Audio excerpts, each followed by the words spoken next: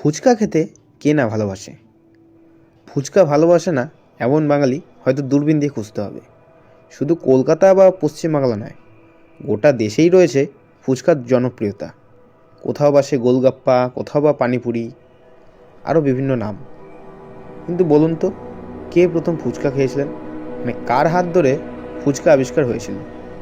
কথায় বলে, যা নেই মহাভারতে তা নেই ভূভারতে। একদিক থেকে কিন্তু ঠিক, অর্থাৎ মহাভারতেও রয়েছে ফুচকার উল্লেখ, এবং সেদিক থেকে ধরতে গেলে সেটাই প্রথম ফুচকা খাওয়া।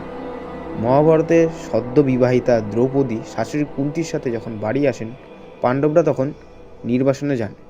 কুন্তি তখন পরীক্ষা করতে চেয়েছিলেন তার পুত্রবধূ কত কম উপাদান দিয়ে সংসার চালাতে পারেন। তিনি দ্রৌপদীকে কিছু উচ্ছিষ্ট আলু এবং বেশ অনেকটা গমের আটা দিয়েছিলেন এবং বলেছিলেন এই খাবারটা তৈরি করতে, যাতে তার 5 ছেলের ক্ষুধা মিটতে পারে। তখন নাকি দ্রৌপদী একটি বড় লুচি তৈরি করেছিলেন, মাঝে ভরে দিয়েছিলেন আলুর পুর। মনে করা হয় সেটিই প্রথম ফুচকা।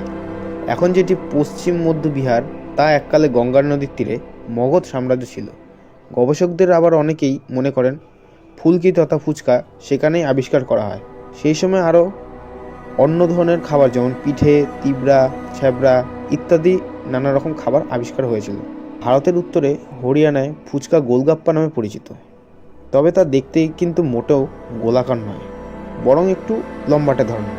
তাতে দেওয়া হয় আলু, মটর আর মিষ্টি চাটনি, সঙ্গে টক জল। এই টক মিষ্টি জলে থাকে বিশেষ ধরনের মশলা এবং হালকা পুদিনা। এরকম আরও ইন্টারেস্টিং ভিডিও দেখতে পেজটিকে ফলো করুন।